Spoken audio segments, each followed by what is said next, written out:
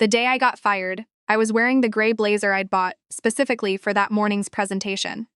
I remember standing at the elevator bank on the 40th floor, holding a cardboard box with my desk plant sitting on top. A little pothos I'd named George, and thinking, he didn't even wait until after the meeting. Let me back up.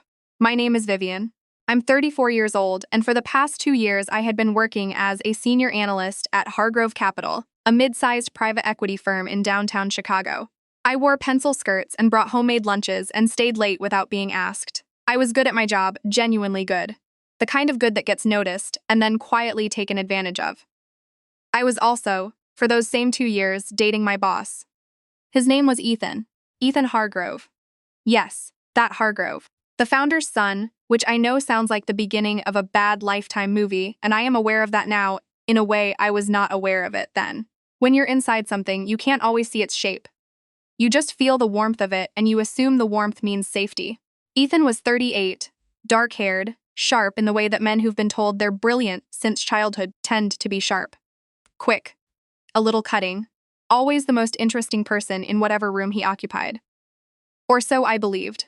He had a way of making you feel like you'd been specially selected, like out of everyone in his orbit, you were the one he'd truly chosen to see. We kept the relationship quiet. His idea, he said, because of the firm, optics. I understood. I told myself I understood. What I did not know, what I would not know until that Tuesday morning in March, was that Ethan had been seeing someone else for the better part of a year. Her name was Cassandra. She was 26, the daughter of one of the firm's largest limited partners, and Ethan had apparently decided, sometime in the previous fall, that she was the more strategically valuable woman to have on his arm. I didn't know any of this when I walked into the 43rd floor conference room that morning with my laptop and my presentation and my very good gray blazer. I found out in front of 11 people. Ethan called the meeting under the pretense of a quarterly portfolio review. When I arrived, the room was already full. The full senior team, 2 board members, and a woman I didn't recognize sitting at the far end of the table. She was wearing a cream silk blouse and had the kind of calm that people carry when they know something you don't. Ethan stood at the head of the table. He looked at me when I walked in, and I saw something flicker across his face. Not guilt, exactly. More like the expression of someone who has already made peace with a decision you haven't yet been informed of. He waited until I sat down. Then he said, "Vivian, I'm going to stop you before you set up. We've made some changes to the analyst structure, effective immediately. We're consolidating your role, and we won't be moving forward with your position." I remember the silence in the room, not the loud kind. The particular silence of 11 people who already knew and were now watching to see what I would do. I said, "I'm sorry?" He said it again, quieter this time, like quieter was the same as kinder. Something about restructuring. Something about alignment with new strategic priorities. And then he gestured to the woman at the end of the table and said, "You'll coordinate with Cassandra's team on the transition. She'll be leading the new portfolio division." Cassandra looked at me. She didn't smile, exactly. She did something with her eyes that was almost worse. I looked at Ethan. 2 years. 2 years of his calls at 11 o'clock at night. 2 years of skipping my cousin's birthday, because he needed me to turn around a deck by morning. 2 years of being told, not yet every time I asked, about being acknowledged, about being promoted, about being something other than the woman he kept, in a separate compartment of his life like a winter coat he only needed sometimes. 2 years, and he was doing this in a conference room. I closed my laptop. I stood up. I said, "Thank you for letting me know, Ethan." And I walked out. I took the elevator down to the 38th floor, packed my desk in under 10 minutes, said goodbye to George the Pothos plant, and then put George in the box too, because I wasn't leaving him behind. The whole time, my hands were completely steady. I want to be honest about what those first few weeks were like, because I think people tell revenge stories and they skip over the part where you sit on your bathroom floor at 2 in the morning, wondering if you imagined the entirety of your own life. I did that. More than once. I called my sister Margot that first night, and she drove over without being asked, and we sat on my couch eating Thai food, and I cried, messily, in a way I'm not particularly proud of but also couldn't stop. She didn't tell me I was better off. She didn't say anything, actually. She just refilled my water glass and put on a movie I'd already seen and let me fall asleep on her shoulder. That was the right thing to do. I want to say I saw this coming. I didn't. I want to say I had suspected Cassandra, had noticed the signs, had been quietly preparing. I hadn't. I had been, if I'm being completely honest with myself, hoping. That particular species of hope that looks a lot like willful blindness from the outside but feels, from the inside, like loyalty. Here is what I also didn't tell anyone for a very long time. My father is Raymond Whitfield. If you work in finance, you know that name. If you don't work in finance, the short version is this. My father built Whitfield Group from a one-room advisory office in Cincinnati into one of the largest private investment firms in the country. He manages somewhere in the neighborhood of $40 billion in assets. He has been on the Forbes list for 15 consecutive years. He was named in a Wall Street Journal profile last year as one of the 3 most influential figures in American private equity. He is also, as of this March, in the middle of negotiating the acquisition of a controlling interest in Hargrove Capital. I didn't take the job at Hargrove because of my father. I want to be clear about that. I took it because I had a finance degree from Northwestern and a master's from Booth, and I had wanted, fiercely and specifically, to build something that was mine. I had used my mother's maiden name, Lowe, since graduate school. Not to hide. To stand on my own ground. My father knew where I worked. He didn't interfere. That was the agreement. But agreements have terms, and the terms changed the morning. Ethan Hargrove fired me in a conference room in front of his new girlfriend. I didn't call my father that night. I called him 3 days later, when the shock had settled into something cooler and more useful. We had breakfast at the same diner we'd been going to since I was 12, a place in Lincoln Square with good coffee and bad lighting. And I told him everything. He listened. He cut his toast into precise triangles, the way he always does. He didn't interrupt once. When I finished, he put down his fork and said, "What do you want to do?" I said. "I want to watch him lose the thing he cares most about." My father nodded. He picked up his coffee cup. He said, "Then let's be methodical about it." I should explain something about my father. He is not a dramatic man. He does not raise his voice. He once sat across a negotiating table from a man who had tried to sabotage one of his deals, smiled pleasantly for 3 hours, and then quietly acquired that man's company 6 months later. He calls it applying pressure slowly. He says the best kind of power is the kind that doesn't announce itself until the door is already closed. We started with information. I still had friends at Hargrove, people who had nothing to do with Ethan and Cassandra and the conference room on the 43rd floor. One of them, a woman named Felicity, who'd been in my analyst cohort and had more loyalty than sense about workplace politics, told me over coffee that the firm's new fund had been struggling to close. That 2 major LPs had pulled out. That there was quiet anxiety on the senior floor about capital commitments for the spring. I passed this to my father's team. They were already aware. They'd been watching the same indicators. What I didn't know until my father told me. Ethan had been angling toward Whitfield Group for months, had been trying to get in front of my father through various back channels, had positioned himself as a potential partner for a co-investment structure that would effectively bail Hargrove out of its liquidity problem. My father had agreed to a preliminary meeting. He had not mentioned to anyone at Hargrove that he had a daughter who worked there. Ethan was going to walk into a room with Raymond Whitfield and have absolutely no idea. I'll be honest, this is the part I'm most conflicted about when I tell this story. Not because I regret it, because I want to be accurate about what I was feeling, which was not some pure and noble sense of justice. It was something sharper and smaller and more human than that. I wanted him to be embarrassed.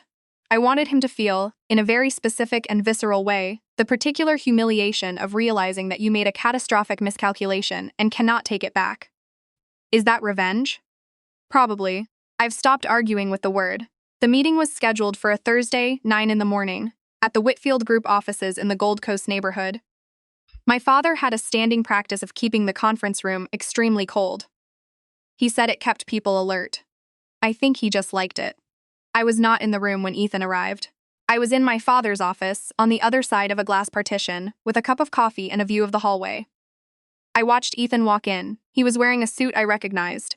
Navy, fine wool, the one he wore when he wanted to project confidence. He had his chief of staff with him, a young man named Blake, who was carrying an iPad and a leather portfolio. Ethan was smiling. That particular smile of his, the one that meant he felt he'd already won whatever room he was about to enter. He was shown into the conference room. My father's assistant offered them water. They waited. I watched the minute hand on the clock in the hallway move through about 8 minutes. My father has a theory about making people wait. Not rudely, just long enough to shift the balance slightly, to remind people that your time is also a resource. When my father finally walked in, I saw it through the glass. The handshakes, the pleasantries, the arrangement of papers on the table. And then, and this was the part I had been waiting for, my father's assistant opened the conference room door again and said that there was one additional party who would be joining. I walked in. I was wearing a black wool dress and my grandmother's pearl earrings, and I had not slept particularly well, but I carried the posture my mother taught me when I was 9 years old. Shoulders back, chin parallel to the floor, walk like you already belong in the room. The moment Ethan saw me, his face did something I will never forget for as long as I live. It went through about 4 different expressions in under 2 seconds. Recognition, confusion, the beginning of social instinct, and then the dawning, arriving slowly like bather on a clear morning, of what of what this meant, of who I was, of what room he was actually in. I sat down across from him. I said, "Good morning, Ethan." He said my name, just my name, like a question. My father said, "You two know each other? We've worked together," I said. Ethan ran the analyst program at Hargrove. I was there until last month. Ethan was very still. My father said, pleasantly, "Small world." And then he opened his folder and said, "Shall we begin?" What followed was the most quiet 2 hours I have ever witnessed from Sinside. My father is not a cruel man. I want to say that clearly. He did not embarrass Ethan directly. He did not bring up the firing, or Cassandra, or any of it. He simply asked questions. Very precise questions about Hargrove's capital structure, about the bridge loan Ethan had taken out against the third quarter earnings, a loan my father's analysts had already identified as potentially problematic, about the LP departures, about the new portfolio division's projected returns and the assumptions underlying those projections. Ethan had arrived prepared to pitch a co-investment partnership. Instead, he found himself in what was effectively a financial examination conducted by one of the most sophisticated investors in the country, while the woman he had fired in front of a room full of people sat 4 feet away taking notes in a moleskine notebook, with her full name, Vivian Whitfield Lowe, written on the inside cover. I don't know when he noticed the notebook, but I saw the moment he did. His answer to my father's next question lost its thread. He had to restart the sentence twice. By the 3rd hour, something had shifted in the room. Blake had stopped taking notes. Ethan's pitch materials were still on the table, but nobody was looking at them anymore. My father had his reading glasses on and was reviewing a document from his own file, and he said, without looking up, "Ethan, I want to be direct with you. The structure you've proposed doesn't work for us. The risk profile on that bridge position is something we'd need to fully understand before any conversation about partnership. And the timeline you're working with doesn't accommodate the kind of diligence we require."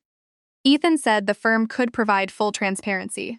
My father said, "I'm sure you could, but I don't think that changes the fundamental math." He took off his reading glasses. He looked at Ethan. "What I think," he said, carefully, "is that Hargrove has a strong historical track record, and that the right partnership, the right one, could be genuinely valuable. But this particular structure, at this particular moment, isn't it." He closed the folder. He said, "I appreciate you coming in." Ethan thanked him. He shook my father's hand. He looked at me once when we were standing at the door. I met his eyes and I didn't look away and I didn't say anything. Blake held the elevator. The doors closed.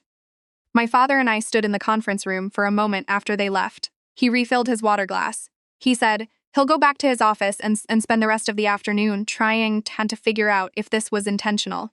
I said, "Was it?" He looked at me over his water glass. He said, "Vivian, I have been doing this for 35 years. Every decision I make is intentional. In finance, reputation travels faster than money. That's something my father says, and it sounds like a slogan until you watch it actually work. Within a week of that meeting, it was known. Not announced, not broadcast, just known. In the way things become known in a city like Chicago among people who pay attention, that Whitfield Group had passed on Hargrove Capital. That the meeting had happened and nothing had come of it. In finance, a pass from Raymond Whitfield is not a neutral event. It raises questions. It makes other people ask questions they hadn't thought to ask before. The LP situation at Hargrove got worse before it got better. Another institutional investor quietly declined to renew. A deal they'd been working fell through in the 4th quarter. I didn't track it obsessively. I had other things to think about, but Felicity texted occasionally with updates and I read them. Meanwhile, my father offered me something I hadn't expected. He called me 2 weeks after the meeting and said there was a role being built at Whitfield Group. Not a charity role, not a favor, but an actual position with actual scope. Head of a new direct investment division they were building out, focused specifically on the mid-market companies that were too small for the main fund but too promising to ignore. It was the kind of work I had wanted to be doing at Hargrove. The kind I'd been doing, actually, without credit or recognition. I said I needed to think about it. He said, "Of course." I called my sister Margot. I walked around the lake for 2 hours. I sat with George, the pothos plant, who had recovered beautifully from the office relocation and was putting out 3 new leaves. I said yes. The first time Ethan tried to reach out was 6 months later. A LinkedIn message, which I found only because a friend mentioned it. I hadn't been checking that account. The message said he hoped I was doing well and that he would love to catch up sometime, and it was written in the particular tone of someone who wants something but isn't ready to name it yet. I didn't respond. I wasn't angry by that point. I want to be honest about that too. Anger is exhausting as a permanent residence. I had moved out of it the way you move out of a city that stopped being right for you. Not with bitterness, just with the clear-eyed recognition that you'd gotten everything from it you were going to get, and that the next thing was elsewhere. The second message came in January. This one was less carefully worded. He said he'd heard I was at Whitfield now. He said he thought there might be an opportunity to reconnect professionally. He said he'd always admired my work. I read it twice. Then I typed a reply. I said, "Thank you for reaching out. I don't think a professional connection makes sense given the circumstances of my departure from Hargrove, but I wish you well." I sent it. I closed the app. My assistant knocked on my office door. I had an office now, on the 31st floor, with north-facing windows and a view that on clear days reached all the way to the lake, and told me the 2 o'clock was ready for me. I picked up my notebook. I stood up.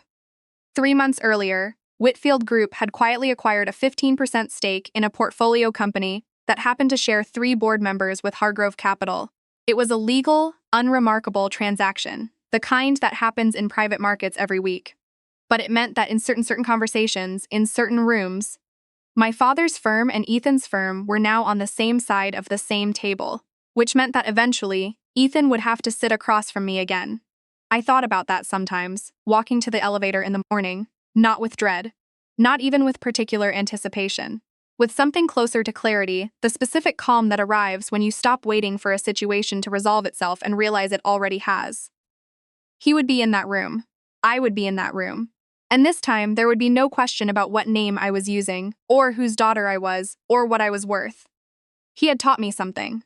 Ethan had. Not on purpose. He'd taught me that being underestimated is only an advantage if you know how to use it. I had used it. I stepped into the elevators. The doors closed.